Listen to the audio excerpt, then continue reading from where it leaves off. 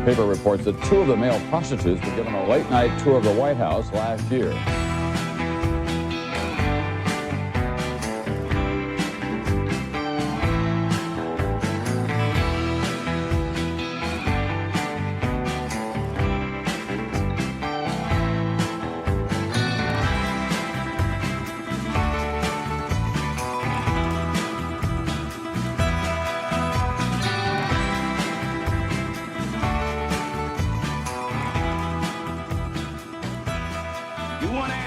I think I'm entitled. You want answers. I want the truth. You can't handle the truth. Greetings, everyone. Welcome to the Nick Bryant podcast. Today, my guest is psychologist Ellen Lacter, and we're going to talk about mind control. Ellen, how are you doing today? I'm great. Thank you, Nick. Glad to be here. Could you tell us a little bit about your background? Okay, yeah. I majored in art in college, and then I had to decide whether to be a therapist or an artist. And I picked becoming an art therapist. And then I worked in a day treatment program in New Jersey and went to a psychoanalytic institute, but I couldn't become a psychoanalyst with my art therapy degree. So I moved to California and got my PhD in clinical psychology. And then I worked in a community clinic for a while, and then shortly after that went into private practice by 1986. And I became a registered play therapist and supervisor, worked a lot with abused children, and like half kids and half adults. And through that work, I eventually learned about ritualistic abuse and other extreme abuse and dissociative disorders and dissociative identity disorder, and developed expertise in those areas, as well as torture-based mind control, which is what's used in ritualistic abuse and other extreme abuse to control victims long-term, lifelong is their goal.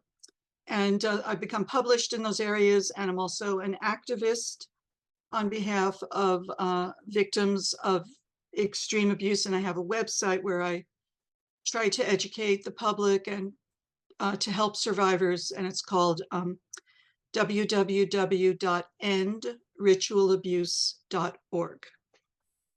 And you were one of the first people I called when I descended into the Franklin vortex, and I was trying to understand things like ritual abuse and mind control, because those were components of the Franklin scandal.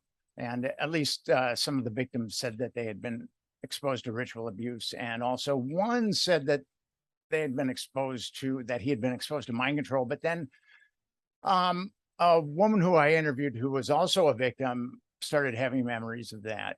I'd say about 7 or 8 years ago. She called it that she was a science experiment, she was someone's science experiment. Okay, yeah. So how did you learn about ritual abuse and mind control? Well, I have been working a lot with abused children and adults, and I had my first case in 1994.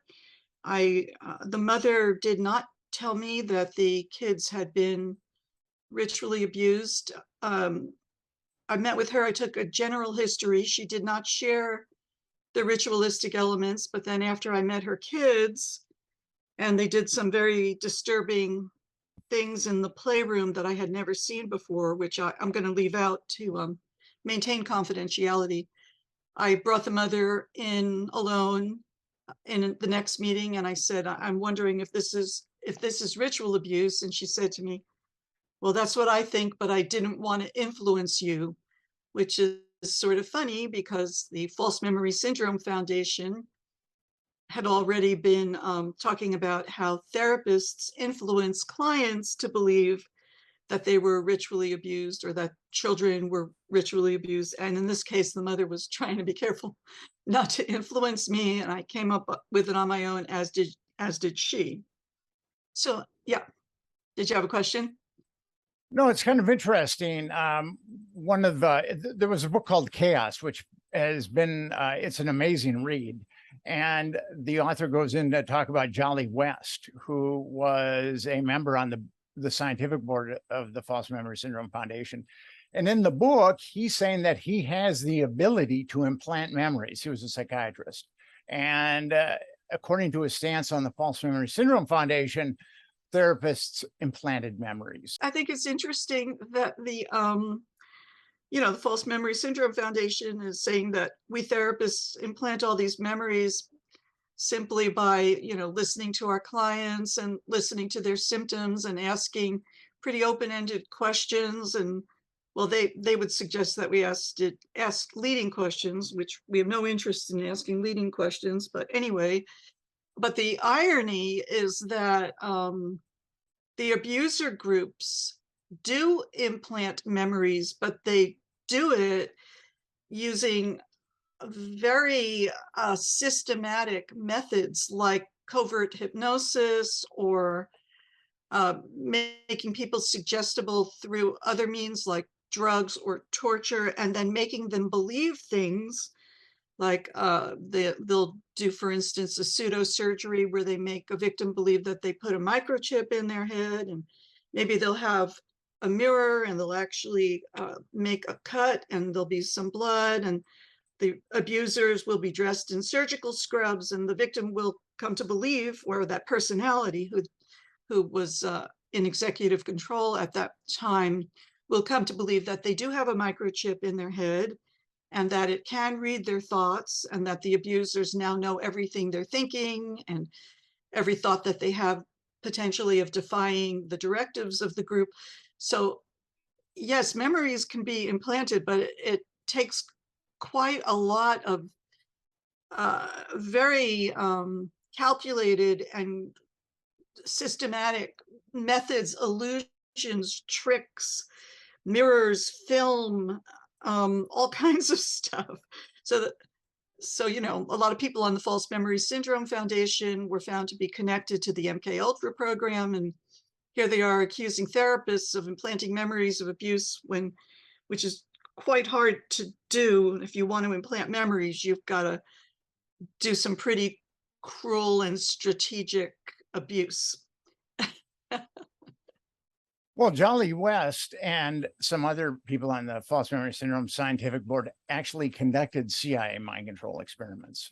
So they were definitely covering up their tracks with the False Memory Syndrome Foundation. I think the False Memory Syndrome Foundation had a number of different people that were coming from a number of different areas. There were some very affluent people that were accused of molesting their children, and they were part of the False Memory Syndrome Foundation.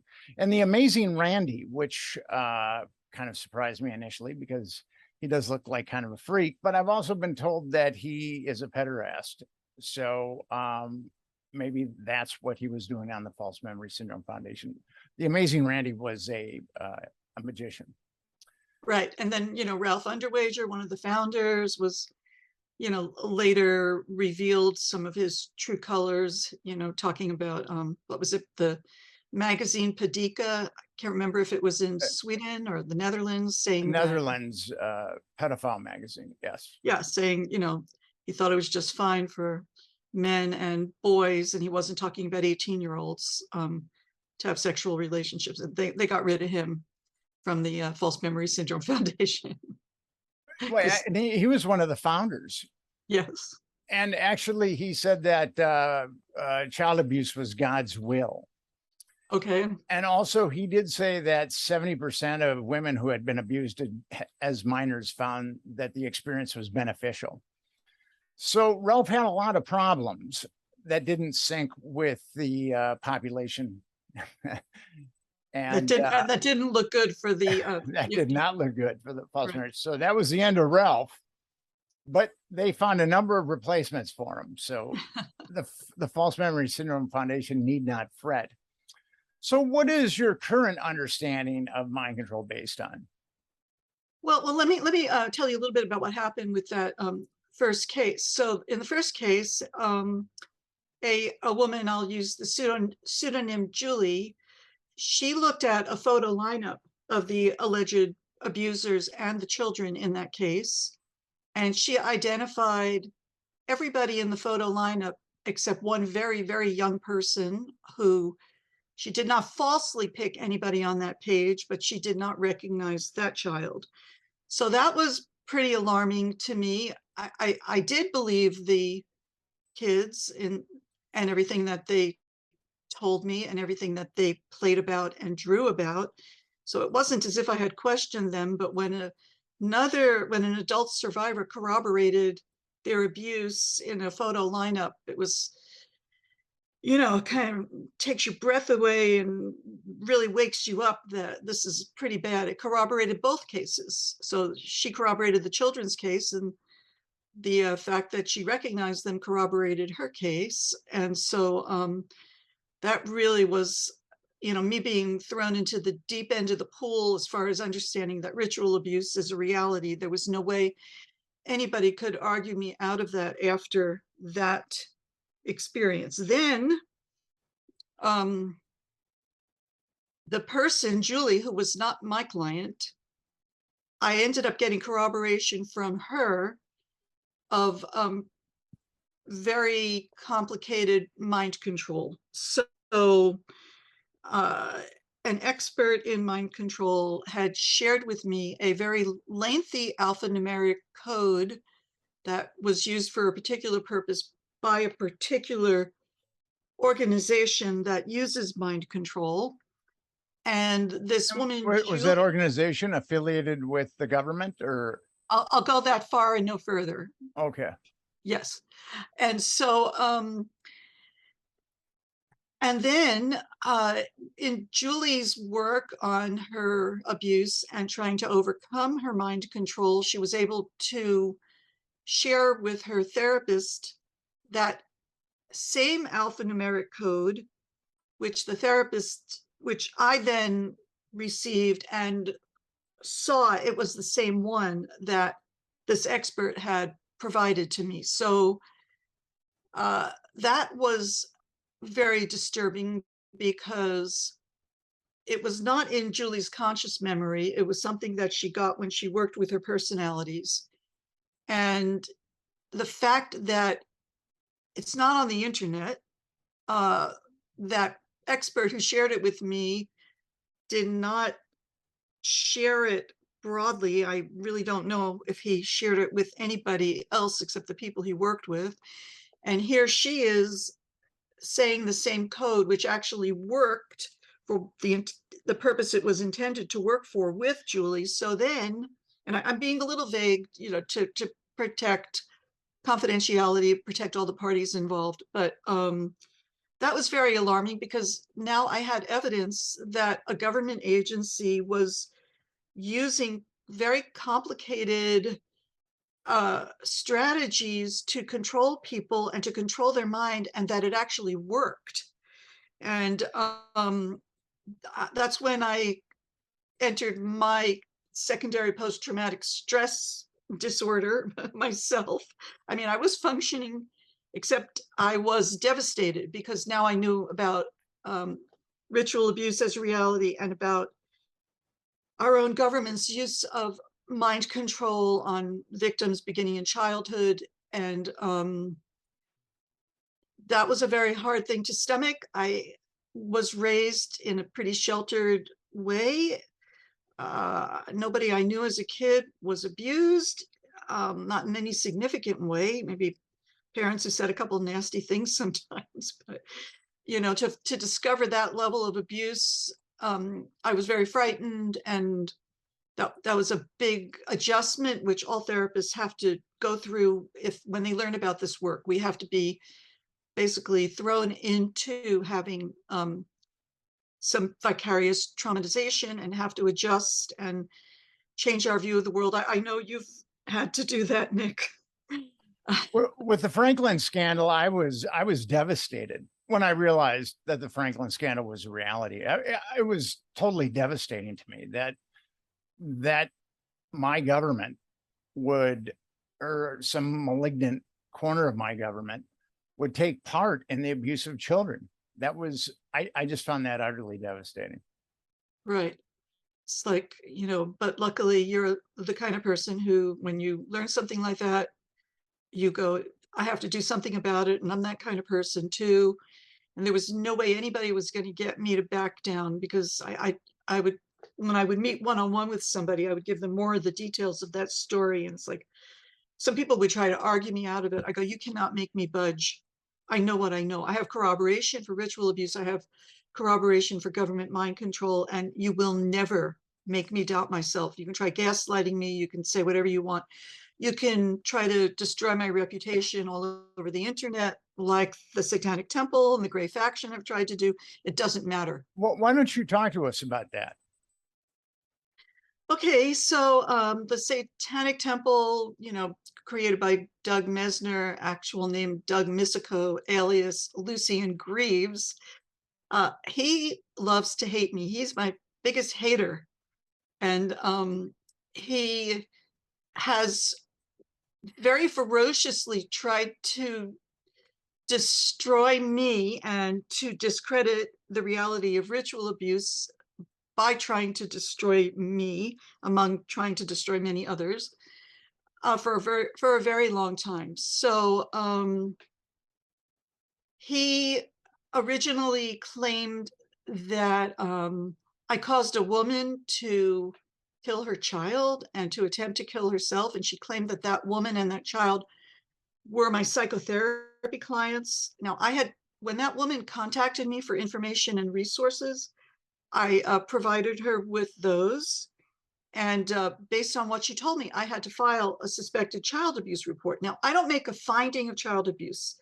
The therapist only reports reasonable suspicion that a person has disclosed to us. We write it objectively, and then Child Protection investigates it and decides whether they think it's a true finding of abuse or not, or whether it's remaining questionable, whatever. So I did my duty to report, a mandated reporter.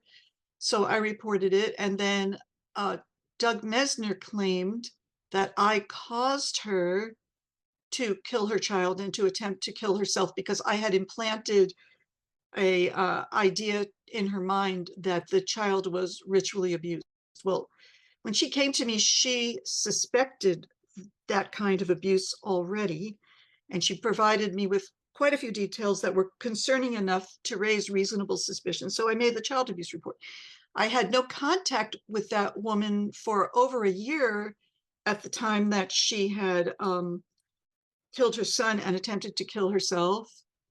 And he still claimed that it was my fault, which is just ferocious.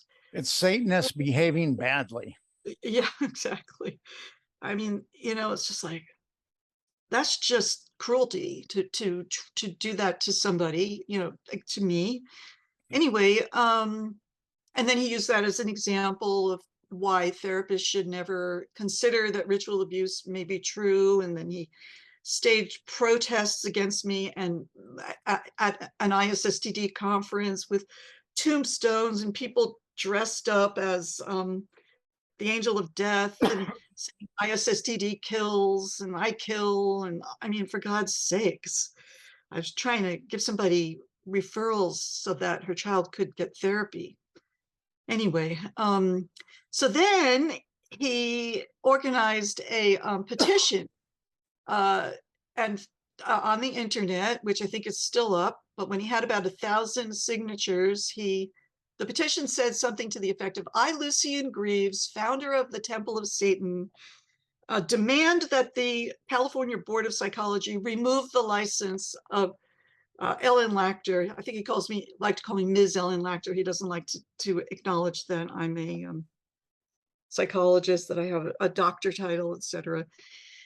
And then the petition went on to say that it's an outrage or something to that effect that the Board of Psychology lets me be licensed. So not only does he, and then he accuses me of causing this woman to kill her son. So not only does he try to completely accuse me of horrible things, murder, but then he actually attacks the organization he's trying to get to help him. The Board of Psychology, for being so ridiculous as to allow me to be licensed. So Then the Board of Psychology gets this complaint, and they decided I did not violate anything. And in fact, that I did follow the mandate to report suspected child abuse, which I would have been in trouble with my license had I not filed the report. And so he then Mesner puts this big thing on the internet, how outraged he is that the Board of Psychology didn't take my license away. Now, I don't know if that's still up. I think that's hidden somewhere, but all over the internet still, he continues to say that he filed with the Board of Psychology to have my license removed without saying that they did not remove my license. And the other thing he did was, somewhere along the line, he sent one of his little members of the Satanic Temple to interview me. Well, whenever somebody wants to interview me, I check them out first, and I figured out pretty quickly that this was a member of the Satanic Temple. And I said, I won't be interviewed by you. And by the way, I was never a therapist for that mother or child. So then the Satanic Temple got pretty quiet for a long time. They changed it to me not being a therapist. They were afraid to make a libelous statement by, saying I was the therapist for these people. But then when they saw that I was not going to sue them, that I was just going to have nothing to do with them, then now they're back to saying I was the therapist for this mother and son. So that's how they operate. And so now they have a big page on one of their websites. So they now have the Gray Faction, which is a part of the Satanic Temple, which concentrates on saying there's no such thing as ritual abuse or mind control or dissociative identity disorder or recovered memories, and that all of these therapists, there are about 60 of us, they claim that we are conspiracy therapists. And on the page, and they've got a full page, full web page, mine is probably 10 pages long, about what's wrong with me. And in it, again, they claim that I started some petition against, I don't know if it was them or something. I never even saw the petition. It's like, they'll just say anything. And they have no concern about checking whether something is true or not. So they just attribute whatever they want to people. Well, Satanists have a tendency, I think, to have problems with their veracity. F. Scott Peck wrote a book called People of the Lie. And it was about, he showed examples of people that he thought were evil, and that that evil's primary tool is the lie. Yeah, so they just blast all this propaganda and all these lies out there, but licensed therapists, we don't do that for a few reasons. Most of us are ethical, and we could also get in a lot of trouble by making unsubstantiated statements. We learn to be objective and to not overstate things. Psychological writing, that's a lot of what graduate school is. It's like, nope, you can't say that. That's just what you think. You have to say where you got the thought, who said it. And if you have an opinion, you have to say, here's my opinion, and it's based on this and that, and I'm not certain about it, and here's the alternate hypotheses. That's how we have to speak. We are taught that way. And so we don't have the kind of ammunition that they have. So they blast us with a shotgun with all of this, just all of these lies with some truth. And we usually don't respond because nothing good is going to come of it. And we don't want to give them more fuel to work with to make more lies. And we also we're not ferocious. We don't say mean things back. So unless a person has that awareness, wait a second, this is mean. This doesn't sound like an objective person. This sounds like somebody who's just trying to hurt people. Hopefully I mean, I'm sure a lot of people see that, but a lot of people don't, and they get fooled by all of this rage, and they think that there must be something behind it. And then the fact that we're fairly quiet and just continue to do our work and write articles about how to help people and, research and all of that, sometimes we aren't as visible. Well, the Gray faction has also labeled me as a conspiracy theorist. So it's kind of interesting. They really love to disrupt the International Society for the Study of Trauma and Dissociation's conventions. I mean, they put a lot of effort into that. Apparently, they don't like the idea of dissociation. So yeah, they don't want to acknowledge that people can dissociate, that in the middle of horrible abuse, victims have to put that horror somewhere else. Like you like, let's say you're an 8-year-old child in, let's say, simple child abuse at home, and every night or most nights one of your parents comes in and does terrible things to you. Well, that kid has to wake up in the next morning and go to school. Now, maybe the abuser said, no one will believe you, or you'll cause a divorce, or I'm going to be very angry, or I will hurt you, or I will kill this person you love, or your pet, or God knows what, all the different things they do. But that kid, and then the awfulness of what's happening. So that kid the next day has to go to school and try to concentrate in math class and have friends and play soccer. The most adaptive thing that child can do is to create another personality who will wake up in the middle of the night when that abuser, I'll use her, it can be a boy, but enters her room, navigates that situation, goes to sleep, and then the next morning wakes up as another identity who has no awareness of what happened. That is the best way to survive something like that, unless or until it's safe to tell somebody. So to claim, and so then the Satanic Temple and the Gray faction, they claim, well, people get these recovered memories. Well, therapists must implant them. Nobody could have a recovered memory. Oh, yes, they do.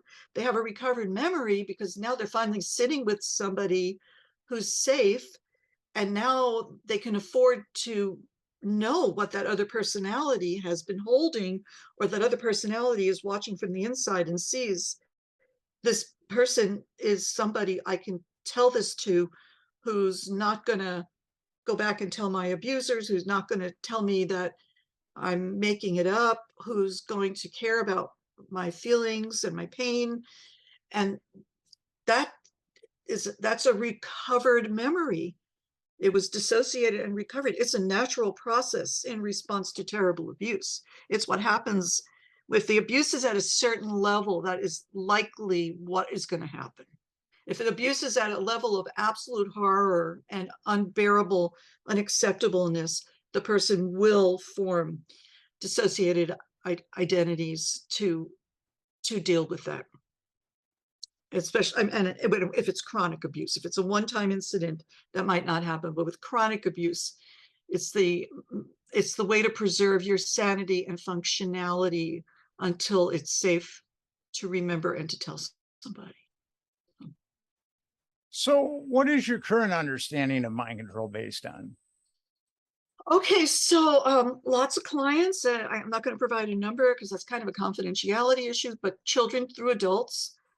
Some research that we did a pilot study, me and Wanda Carricker, Valerie Sineson, Thomas Ball, and Eli Summer. We did the preliminary study interviewing therapists who are survivors of ritual abuse and mind control. That was a very powerful process, and I need to get to the main study because I may have as many as 100 therapist survivors now who want to participate. And it was a study about what was beneficial and what was harmful in your therapy experiences. So a lot of survivors go to therapists who say, I never heard of this, or I don't believe dissociative identity disorder exists, or things that are very invalidating, and that would be one concern most people have. And then beneficial, compassion, asking informed questions, helping a person create internal resources to help their personalities and themselves. So anyway, there's that study. Lots of other therapists and victim advocates have shared their own histories with me of abuse. Lots of people consult with me since I've been doing this work for close to 30 years now. A lot of therapists consult with me about their cases.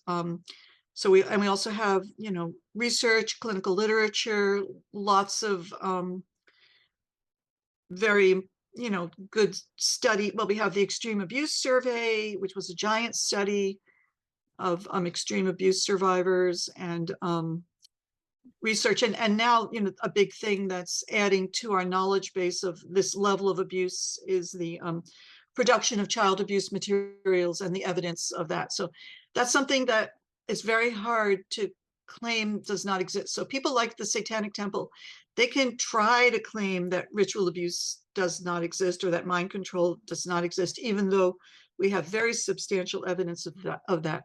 But I don't think they dare try to claim that the production of sadistic child abuse materials does not exist, because we've got Europol, we have Interpol, we have all of these, and our own country's law enforcement. We have so much evidence of this horrific abuse, that it's highly sadistic, that the children are very young, including babies, that the kids are forced to hurt each other. That way the perpetrators and the viewers get two victims, the kid who's being hurt and the one who's being hurt and forced to hurt the other one whose heart is being broken. And that's double sadistic pleasure for a sadist. And so I'm finding that there's not a disinformation campaign about victimization within the production of child abuse materials, because there's video.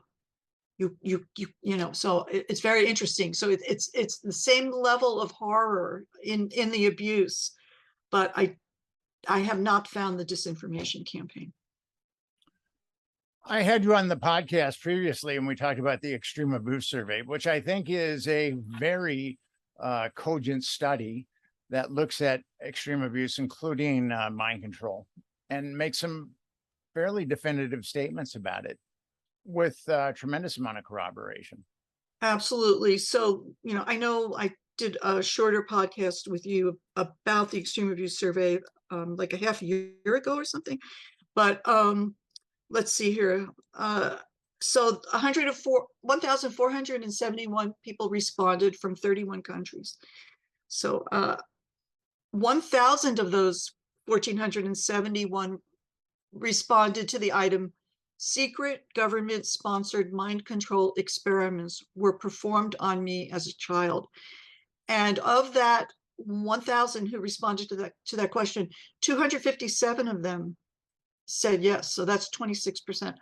One quarter approximately of the people who answered that question said yes, government mind control experiments were performed on them. Now, experiments is like a term that's used. It's actually not just experiments, it's operations where it's actually being done, not just experimented on, but it tends to be often called mind control experiments, but they didn't separate experiments from projects. They just called it experiments. So I would suspect most of those people would say they weren't just experiments, but they were actual operations, actual programs. So anyway, okay. So I just wanted to mention that on the Extreme Abuse Survey in the light of government mind control. So mind control, I'd like to kind of talk about what the term means. Is that okay? Sure, go for it. Okay, so it's a broad term. It means 1,000 different things. So the APA Dictionary of Psychology defines it as two things. One, that is a person uses on themselves for functioning better, and one that is a form of abuse. So the first definition is an extreme form of social influence used to indoctrinate an individual in the attitudes and beliefs of a group, usually one that is religious or political in nature, so a political or religious group. See brainwashing and coercive persuasion. So this is very similar to, this is a form of abuse of mind control. And then it also mentions the second, which a person uses on themselves, and it says the control of physical activities of the body, particularly autonomic functions by mental processes. So this is like biofeedback, mindfulness, all of these things a person might do for self-improvement. Okay, so I'd like to say, if this is okay, you can cut it out if it isn't. The Satanic Temple, who loves to hate me, every time I've talked about mind control and ritual abuse, they try to shut me up either by protesting at the ISST conference or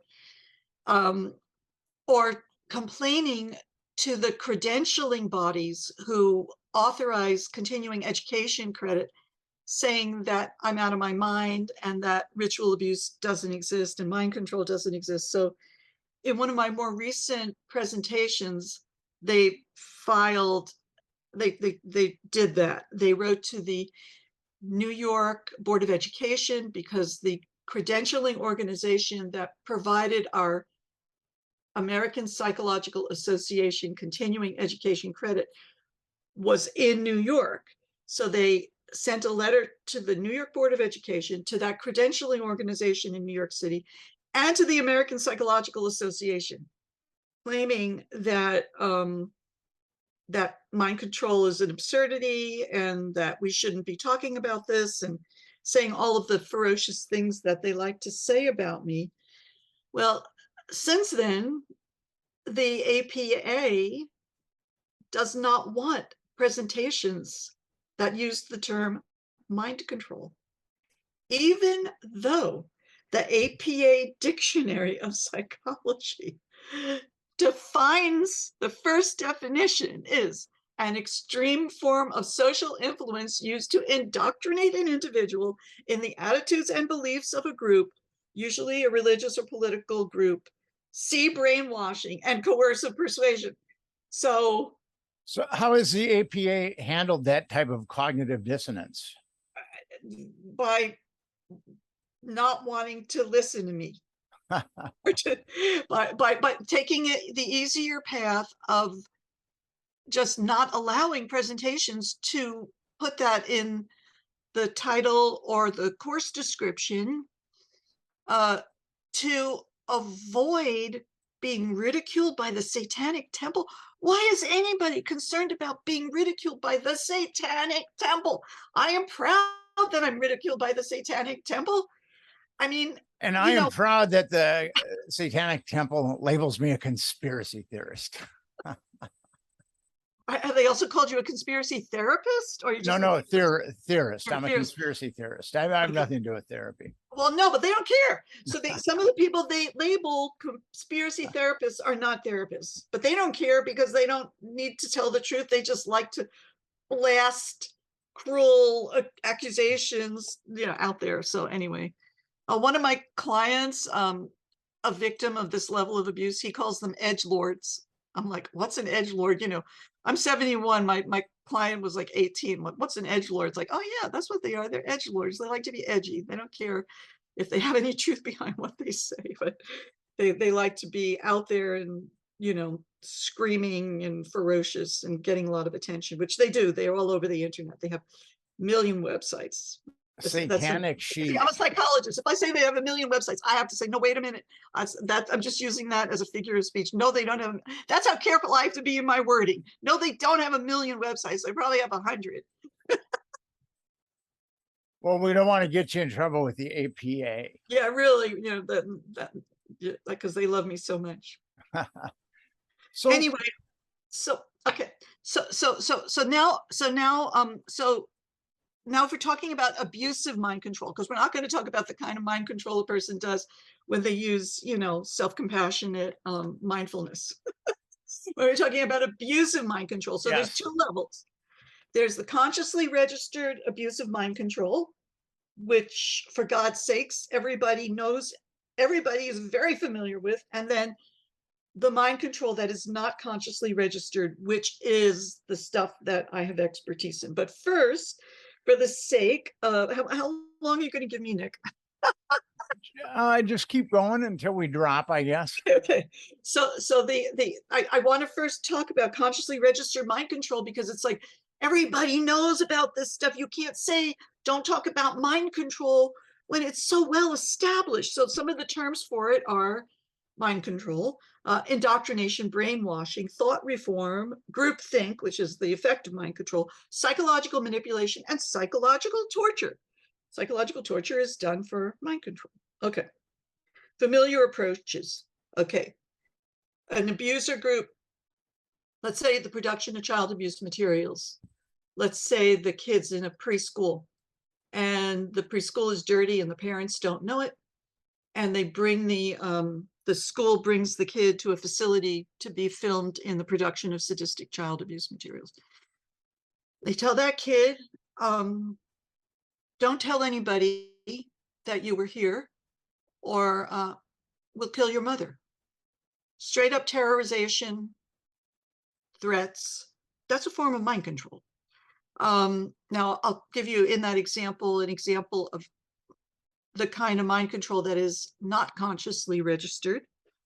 So in that same first time they have that kid, they say, after the abuse, when the kid is in pain and in terror and has had their first encounter with evil, and that's a form of trauma in itself, to encounter human evil, that level of cruelty. This kid is just devastated psychologically, insane.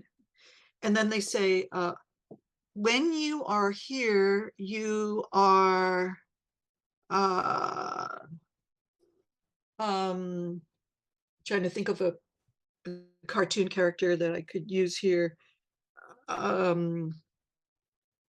big bird. When you are here, you are Big Bird, and when you go home, you are Amy again. Amy will never know Big Bird, and Amy will never know this place. Now, the child, the abusers have just helped the child dissociate it into a personality, dissociate the memory and the horror of this event into a personality. So now this child now has this Big Bird self. And the mind is happy to do that, because the mind wants to go home and be Amy and not know it, because to know it is unbearable.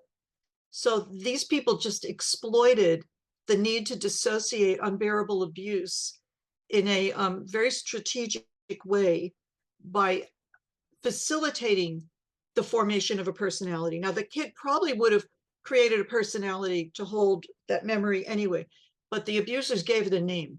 So now we're dealing with very strategic and systematic and intelligent dissociation savvy mind control in that example. Okay, so let's just go on in normal mind controls, because I have to say this, I have to put this out there, that we cannot deny it. We know it's something that's been done for millennia. Okay, so exploitation, this is the second thing. So terrorization and threats are number one. Number two, exploitation of people's fear of suffering and thanatophobia, the fear of death. Everybody has a fear of death. Most religions offer some, way of not really dying. You're going to go to heaven, or something will happen, but because death is really a very hard thing for a living human to contemplate. So charismatic religious and cult leaders say that they have the power, and all you have to do is follow them and their processes, and now you're going to have immortality someday through some form. And if you don't follow us, there's going to be an apocalypse. So most cults predict an apocalypse where everybody else is going to die. I lived with a genuine Indian guru, and there was definitely brainwashing going on at the ashram. And I've shared about this before. The Swami was ostensibly enlightened, an enlightened being who flourished in samadhi and was here to help us on our journey to samadhi. And one day I was talking to the Swami, and I could have swore I smelt cigarettes on his breath. And now here was a pure living being. I mean, how could he possibly smell of cigarettes? So I went to one of the people on the ashram, who I would later identify as pod people, and I said, you know, I could have swore I smelled cigarettes on Swami's breath. And he said, well, here's the deal with that. He has to have one vice that keeps him tethered to this plane of reality so he can teach us. Now, that did not make a lot of sense to me, but then I found out he was a Swami, so he's supposed to be celibate. Then he was having sex with half the young women on the ashram, and then he was embezzling money from his more affluent initiates. And I thought to myself, he must really be spiritually developed if he has to do all of that to stay on this plane of reality to teach us. To stop himself from just floating and becoming yes, no, it was, I mean, that's diligence that he was willing to do all that. So that was my exposure to mind control. Yeah, that is a form of mind control. This, you know, the play on people's fears, offer them, you know, these deceptions, and obviously he's deceptive. I mean, he's just so Heaven's Gate, you know, it was right here in San Diego County, where all these people killed themselves because this guy promised some comet was going to come and they were all going to go off on it if they would just kill themselves or whatever. And then Jim Jones, People's Temple. So both of these managed to mind control people into mass suicide with these promises of immortality, or, you know, going and living off in some other place in the universe via some comet or whatever. Okay. There's a tremendous amount of evidence that Jonestown was and Jim Jones was affiliated to the CIA. Mm-hmm. And the evidence is more than ample to have someone take a second look at that. You know, I had read a little bit about that. I've forgotten about that. You have a much more of a historical mind. I have the therapist mind. You are the information holder. So I know that's true. Yes, thank you. Anyway, okay, so also another people that play on this fear of suffering would be a lot of politicians who instill fear. You know, think about Hitler. He made everybody believe they were all going to starve to death, and all they had to do was kill all the lesser people and keep only the pure Germanic giants living on the earth or whatever. So all of these promises of not suffering and immortality are another form of mind control. Social isolation and social influence is number 3. So get people in a group, keep them away from other people, stop them from maintaining their previous relationships, and expose them only to their information, their indoctrination, etc. And that's used by all kinds of groups, including even in prisoner of war camps. And that basic technique is also used by abusive partners or abusers of children, you know, isolation and indoctrination. And okay, information control, I think I just mentioned that. Deprivation of basic needs, withdrawing.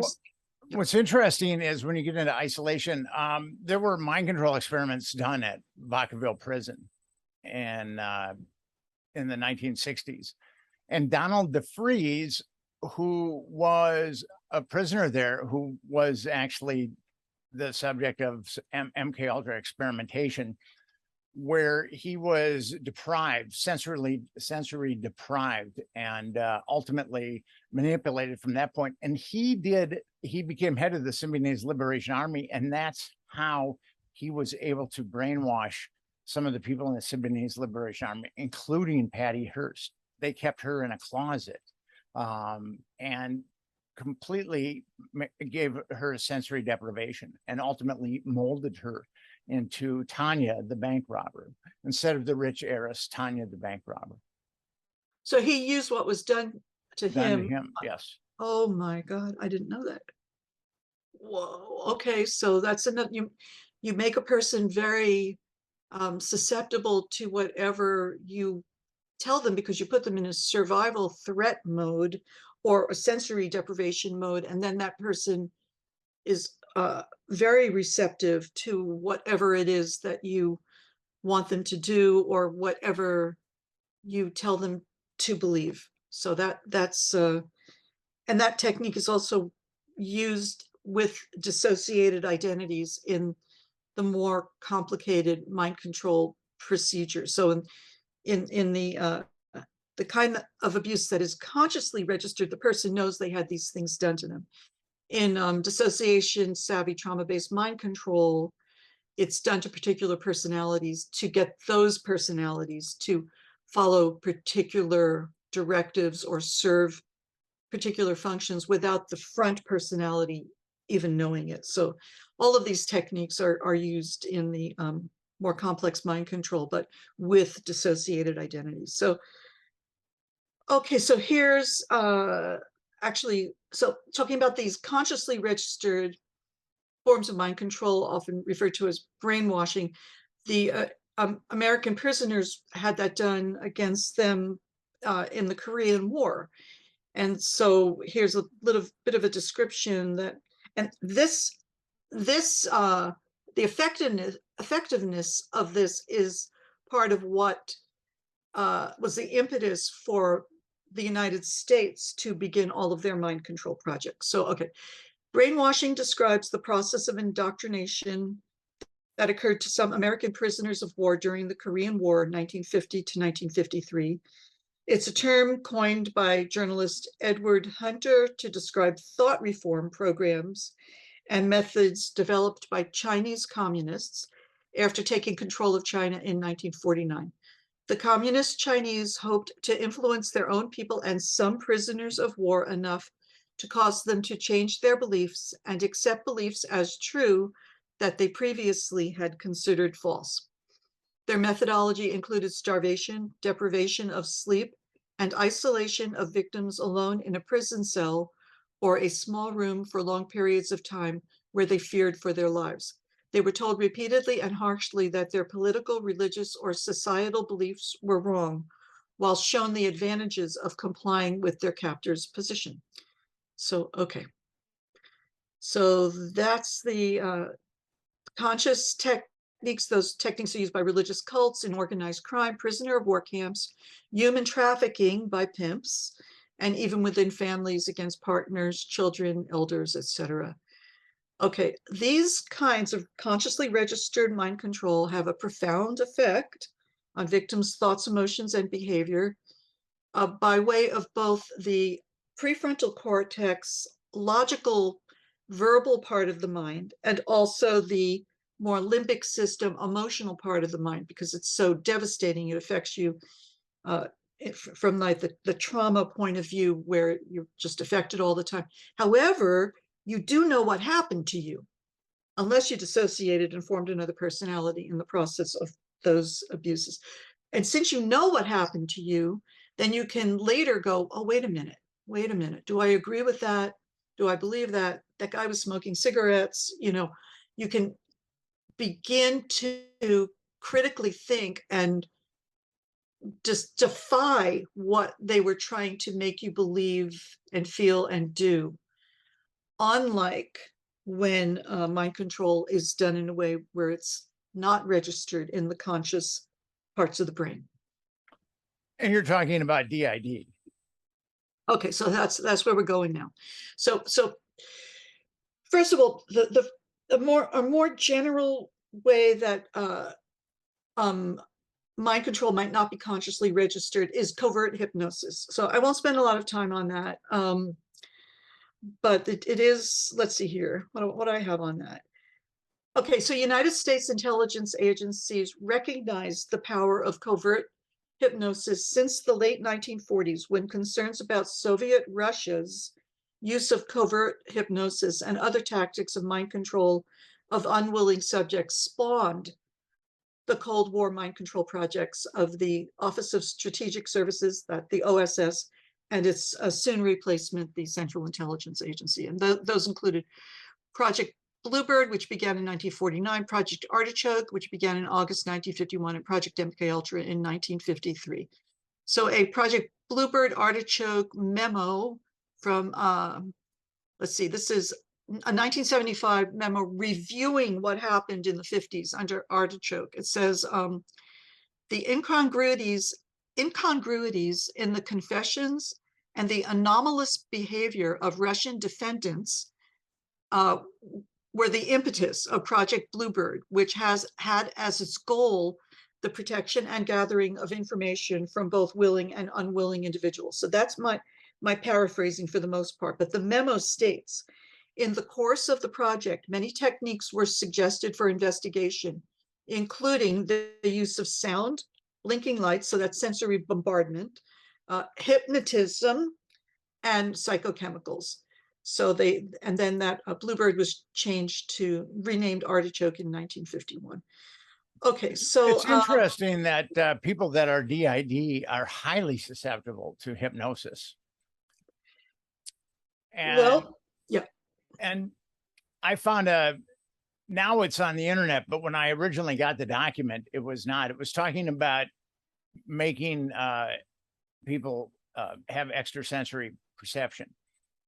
And the document talked about splitting people up into multiple personality disorder and using hypnosis and electric shock to enhance their ability for ESP or Okay, psi. so I could give you an example of what a survivor told me. So as a small child, the survivor was taken to some laboratory, and the abusers or programmers, which is abusers, they told the child, go to your mother.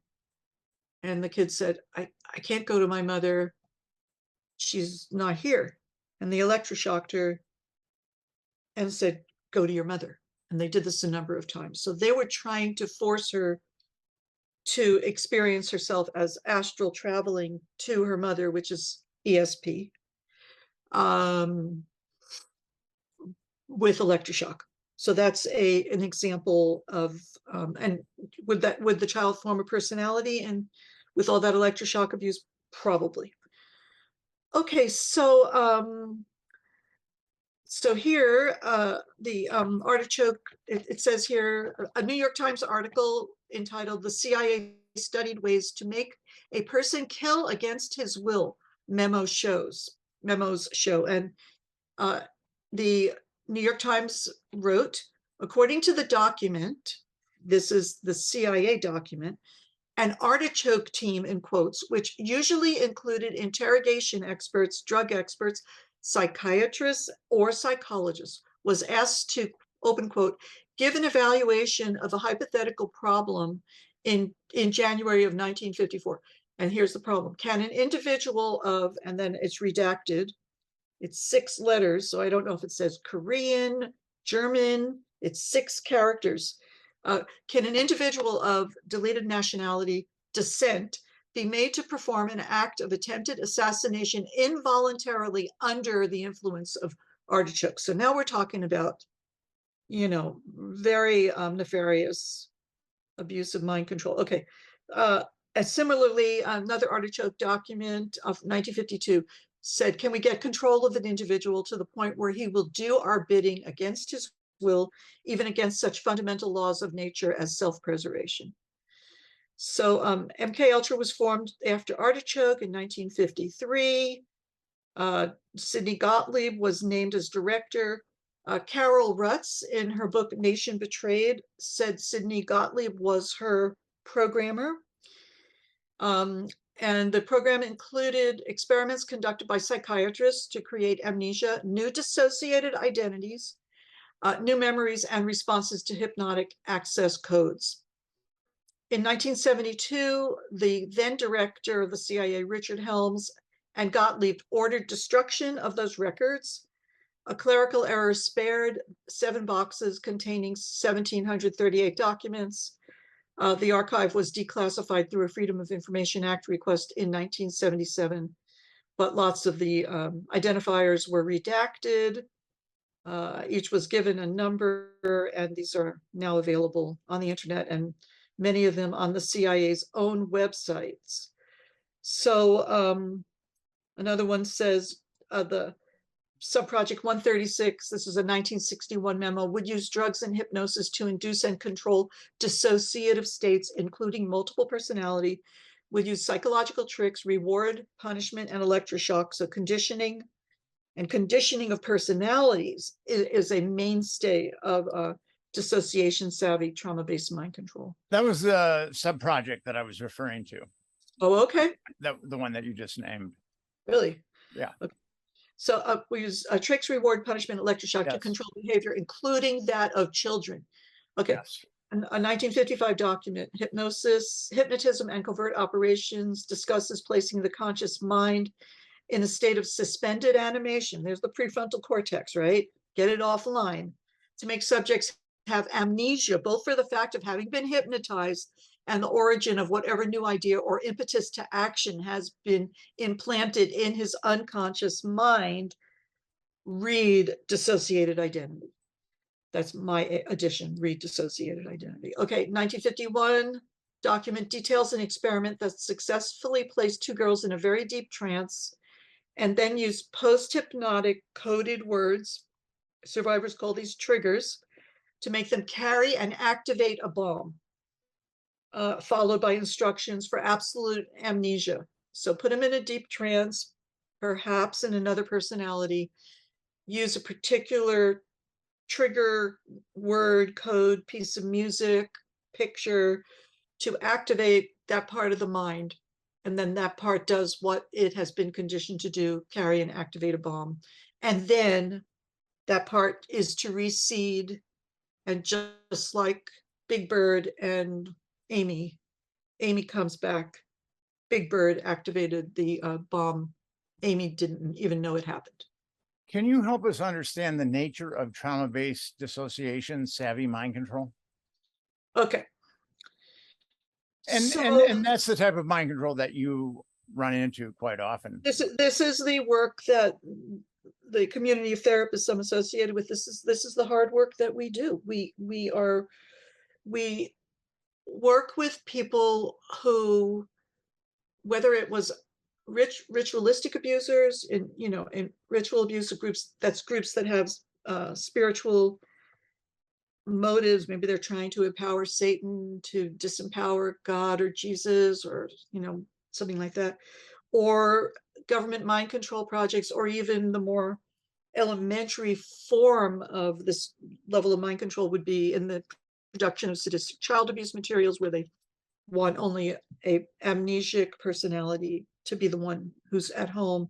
Anyway, all of these people know that if you apply terrible torture to a victim, the mind will create a new personality. If it's horrible, if it's torture level, it will probably happen spontaneously. And I say that based on the descriptions of so many survivors, including survivor psychologists, who have remembered a lot of what was done to them and understand what strategies are used and how they work. So you can apply torture, the mind will create a new part. That new part will be driven by terror and pain, and it's very susceptible to programmable to whatever it's told to do. So your name is Big Bird. Your job is to hurt other children. I am your master, or your mother. Your mother is not your mother. Or, maybe the mother's the abuser in a lot of cases. So I don't want to paint a picture where all the mothers are protective, but some are. Anyway, and now you have a new personality who, based in having just been tortured, survival driven, will do what it is told. And you can further condition that personality to learn a foreign language, or to be a sharpshooter, or you can force it to harm others. And try to create an assassin or whatever it is with enough time. And you could play on, I love you, I'm, your parent, these people who you think love you, they don't love you. And they'll make them use an imposter to impersonate the people who do care about them, so that the kid no longer thinks that they can go to anybody. The only one they have is this person who's hurting them, who's also controlling their food and water intake and the amount of torture that's applied. And you can make anybody do anything. It's a terrifying thing. That was the other terrifying thing when I first learned about this. You can make anybody do anything. You can make somebody kill somebody. I tell my clients, the ones who have been forced to harm others, which is most of them, if not all of them, at this level of abuse, coerced perpetration, coerced harm of other victims is a mainstay. And I tell them all, if they got me, 71 years old, with all of my, supposed courage and, just nothing compared to theirs, but whatever, with all of my strength and background and everything, you electroshock me, you put in front of me somebody, you tell me to kill them, and I know you're not going to let me die. I would pick death. They would pick death. They always want death. They don't give them death. They don't allow them to die. So if I tell them, if they told me to do these things with electroshock, nobody can stand it. I would kill. That I'm no better. Nobody's any better than you. They're so afraid they're evil, and they tell them after they make them kill, you're evil. Or your name is murder, or your name is some serial killer's name, or something like that. And nobody, we film this as well. We'll provide that to the police. You're a criminal. You have no choice but to bond to us. We are your only people now. Your God is going to forsake you. Only our God likes you now. And that's how it works. And once a kid has, once a child's mind has developed the ability to create a personality in response to overwhelming experience, torture, etc., now that becomes the most efficient way of coping with anything else, and the abusers know it. So let's say, I'll give you a simple example. I'm a kid and they raped me horribly, and let's say they do it vaginally, and they do it with tremendous pain, and that personality forms who is the one who navigates that particular event. And now they add sodomy. Well, the one who took the vaginal rape is maxed out. It can't take anymore. My mind, which creates parts as a way of coping, now creates a new part. The one who is going to endure the sodomy and remember the sodomy. Now, after they do that for a while, now they turn on the cameras and they tell me, this is being filmed and we're going to show it to whoever we want. Well, the two personalities I had already, they're maxed out.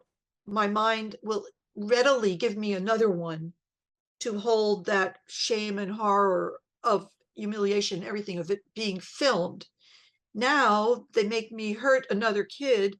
My mind creates another one who's going to be the one who hurt the other child. So it sounds hard to believe. I hope I helped explain it just now, but it is not uncommon for a person abused at this level to have 500, 1,000 or more personalities, because if they're using all these new forms of torture and they're doing it intentionally to create new parts. So like, let's say I create that last new part. Your name is murderer. You're our soldier. You will protect us. We love you. You love us, whatever. So they have a reason for creating these personalities. But the fact is that if you keep using more, for each form of horrible, unbearable torture, the mind will probably spontaneously create a new part to hold it. These are hard things to think about. It's hard to believe, but if you, it's everybody's ability as a child. It's not, you don't have to be suggestible. You don't have to be a dissociation prone kid. At a certain level of abuse, the only thing the mind can do is create a new part. In fact, some survivors say that when they were near death, and of course the abusers aren't going to let them die, but they take them near death and then revive them in case they get really close to death. But some of them say that it's only because my mind created a new personality that I actually survived. They actually think that the formation of a new personality somehow protected them physically as well as psychologically. I can't do anything but listen, right? I don't say, I have to sit there in humility and go, wow. I mean, I have no choice but to go, wow, and think about that and let it sit there. I can't ever form my own opinion on that because nobody ever hurt me in any way, anywhere, like anything like that. How long does it take in therapeutic setting to determine that someone is dissociative? I know that Well, everybody is different, but um, what is the well, number? you have to know about it to create a space for the person to be able to tell you about it. And the way I do that initially is in my intake forms. I have like a 60-item true false, I have been very depressed, true or false, I have panic attacks, true or false. And then it goes down, I've been sexually abused, true or false, physically abused, true or false. Down toward the bottom, it finally says something like, sometimes I lose time. So when a person loses time, like they're sitting here at the computer, and then the next thing you know, it's 7 o'clock and they just had their dinner and they don't know what happened between sitting here at 2 p.m. on the computer and having their dinner. That's losing time. That usually means another personality was in executive control during that time.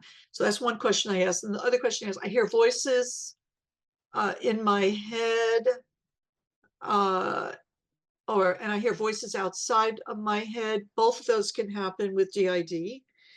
Another one is something to the effect of, sometimes I feel like I'm more than one person. So I have like 4 quick little items. So if a person endorses true, then I ask a whole lot more questions. Now, sometimes when people have come to therapy, it's like they sort of don't know that they have parts, but as soon as you're showing that you know something about it, I've had this happen twice in the last like 10 years. They can tell me all their parts, or all the parts that they know. They sort of know it just on another level. That's once they drop down into it, they can tell me.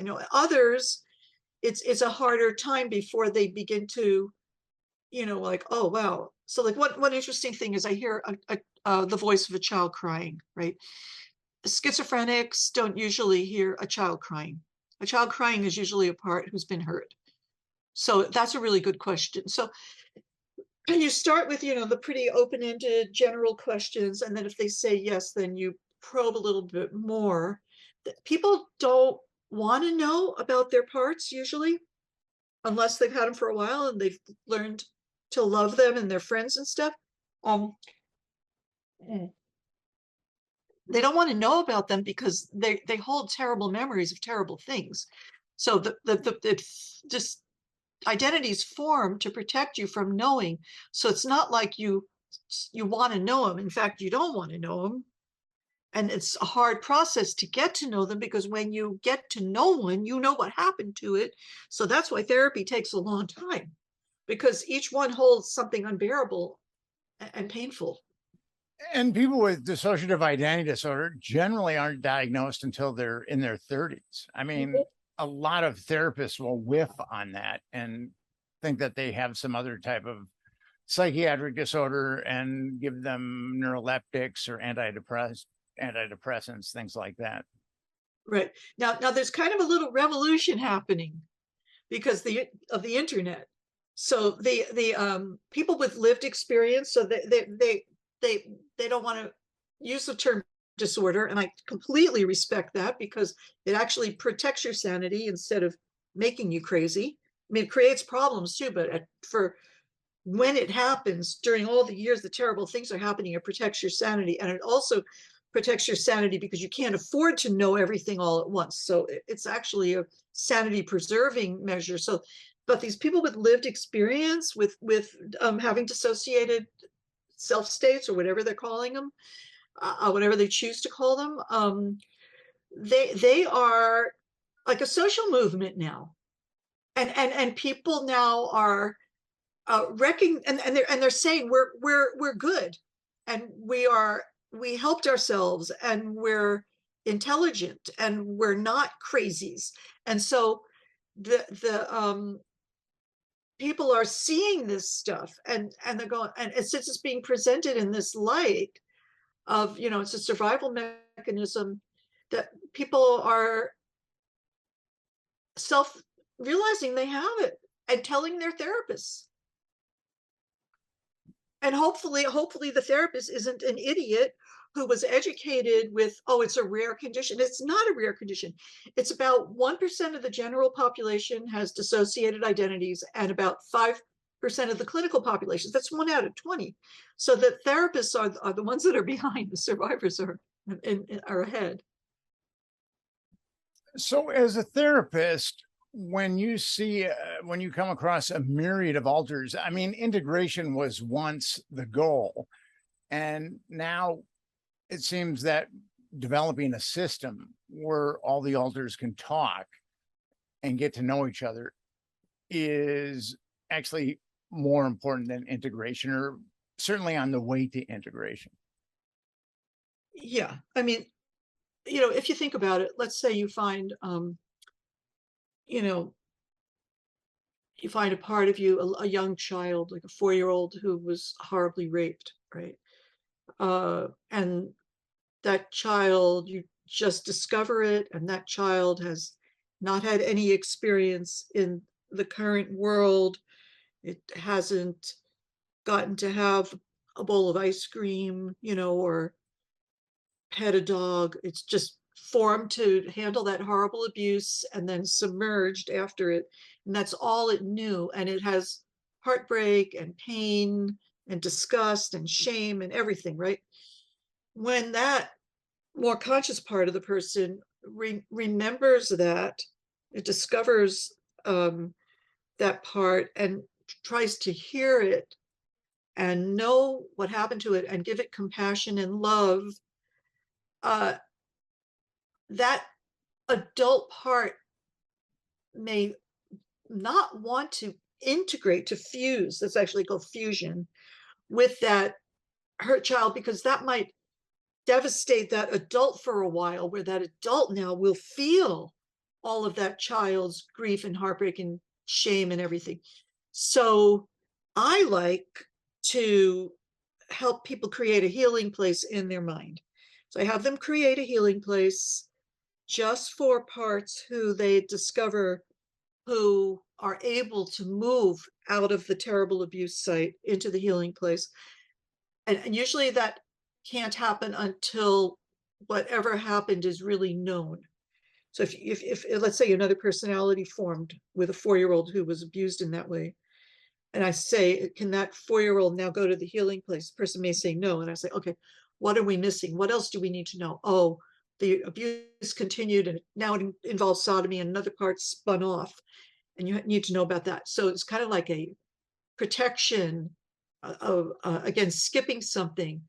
So if there's something more that has to be known, that part usually can't go to the healing place. But if what needs to be known about that part, or the part of that part, so maybe that 4-year-old took more sexual abuse over the years, but the part of that 4-year-old who took that event, when that is known, then I say, is that part able now to go to the healing place? Yes, that means, okay, we know what we need to. Then I say, okay, go ahead. And usually they have a way, maybe their adult self will go and get them. If they have a spiritual base, they'll ask, whatever their spiritual base is, to go and get them, or some like to use an animal. They go and rescue that little 4-year-old out of that terrible place where is all that it's ever known. It's like opening a time capsule, and then put it in the healing place. And then I'll say, okay, let it have whatever it wants. What kind of blanket does it want? Does it want a pet? And then it stays there. And here it's resting.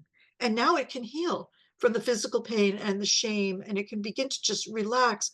That part may spontaneously fuse with the adult part when the adult's ready. So I just don't even worry. Once a part goes to the healing place, I'm not worried. the work for that part is done, and whether it fuses or not, it's none of my business, actually. Now, some people, they're like, I want to integrate, and maybe they have a place inside them where they feel like it's become part of me. Not that it's sharing consciousness, not that half of you now just got raped, but they have put it, it's another kind of way. They have a way. I just don't think it's realistic usually to fuse a part who's suffered that badly right away, because the burden of the pain is pretty big. And does the adult have some kind of affinity for the child alter that took the pain, so the adult wouldn't have to experience the pain? Does that happen? Oh, like an appreciation for Yes. for it having helped. I mean, definitely. I'm trying to think if that ever is. Sometimes there's there can be a version. There's always like a approach avoid. They want to help, but there can be a fear of knowing. If it's mind control, the torture and the cruelty might have been just so horrific. It's terrifying. Evil is terrifying. Just, I mean, having somebody look at you with such hatred, or being so calculated without any feeling at all for your suffering, that is also horrifying. So the person can only take knowing so much at a time. So there, yes, I would say there's compassion and concern, but you can't know everyone inside all at once. You just can't. It was too horrible. So do you have any concluding thoughts on integration and alters and a working system? And what was the last part? And what? And building a working system for someone who's DID. Do you have any Well, love, understand. I pearls think of wisdom for us on that? understanding is love. When you really understand somebody, I think you feel love. I mean, to want to understand, to fully want to understand, to know, to share. Okay, I like Tonglen meditation. Do you know Tonglen meditation? I have never tried it, no. Well, I don't try it the way you're supposed to try it because it's too quick, but Tonglen meditation, you are supposed to inhale the other person's suffering and exhale something to help them. I think you can't do it in an inhale, exhale is too fast, but I love the idea as a therapist of trying to really understand, to feel somebody's suffering.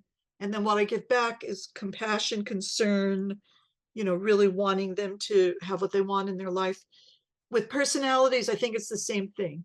You need to join them. You need to be willing to know how bad it was, to make it yours also. That I want to share your suffering. Give me half of it.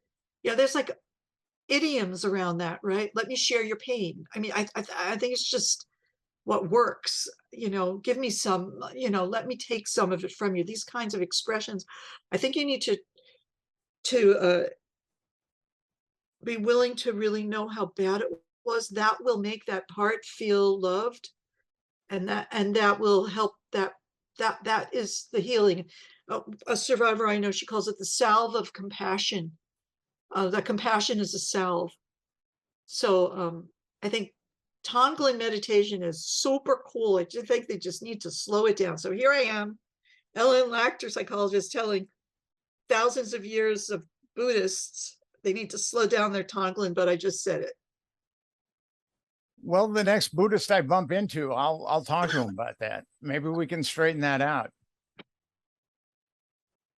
Ellen, I really want to thank you for coming on the Nick Bryant podcast. Me too. Thank you. It's always great to see you. Same here, Nick. We're partners in fighting a very important righteous war. I feel that way often. And have a good night. Okay, you too. Thank you. Bye. Okay, bye-bye. Hey, that went pretty good. I thought so too. We went about an hour and a half, so I figured it was about time to wrap it up. Yeah, it was good. It was good. It was enough. And at the end, we were able to, just kind of back and forth. So that was really good. That's Or easier to throughout- listen to than me, pontificating. It's no, but there was some good give and take actually throughout the entire interview. So that was pretty cool. And I am exhausted. I've been working on I've been doing this, and then the Watergate book is in galleys, so I'm trying to get that in shape. And then I'm going forward on this Epstein Justice, and actually GoFundMe just rejected Epstein Justice. So which is bizarre because they were completely cool with the demonstration that I put on during the Ghislaine Maxwell trial. So I've got to find, I mean, I'll be able to find one, but yeah, I was kind of really disappointed by What that. thesis? They just said it was prohibited. You can't get a human. There's no humans at GoFundMe. The best you can do is interact with someone, and I interacted with them. I shot them a couple of emails. I doubt that I will hear back from them. So I've got to find another. How can if the government lets you be a 501c, how can GoFundMe say no? I have no idea, and I tried to explain that in an email, but we'll see. I mean, but that was really strange. Because I didn't think I was going to have any problems with that at all. That's absurd. I know, it's totally absurd. Which, I mean, when this stuff happens, you think, well, you've been at it long enough. Am I being manipulated, or, is this just bureaucratic ineptitude? Right. Yeah, I know, we never know. I hate to jump to believing it's malevolent, but I also never want to be duped. Yeah, I try to approach it agnostically, but where I don't believe one or the other, but I definitely have a tendency to think that Yep. That I mean, why would GoFundMe allow me to finance that demonstration and then not Epstein Justice? It just Makes no sense. It's ridiculous. It makes no sense whatsoever. So. And unfortunately, like GoFundMe's and PayPal and things like that, they are made by the elite of the technos. And there was, Epstein had Sergey Brin at his island a bunch of times, one of the founders of Google. Oh God, please. So, I mean, that goes all the way up the food chain, like Franklin. It's amazing. Well, thank you so much for the interview, and tell Rich I said hi. Okay, I hope I don't piss off any of the really bad, wrong people. We'll see. I don't think I went too Well, far. I'm not too worried about Lucian Graves myself. I'm not worried about him. I'm worried about APA, but I'm just so disgusted. That cognitive dissonance on APA is a little crazy. It's ridiculous. So, Ellen, have a good night. Okay, you And to go I get will some talk to rest. you.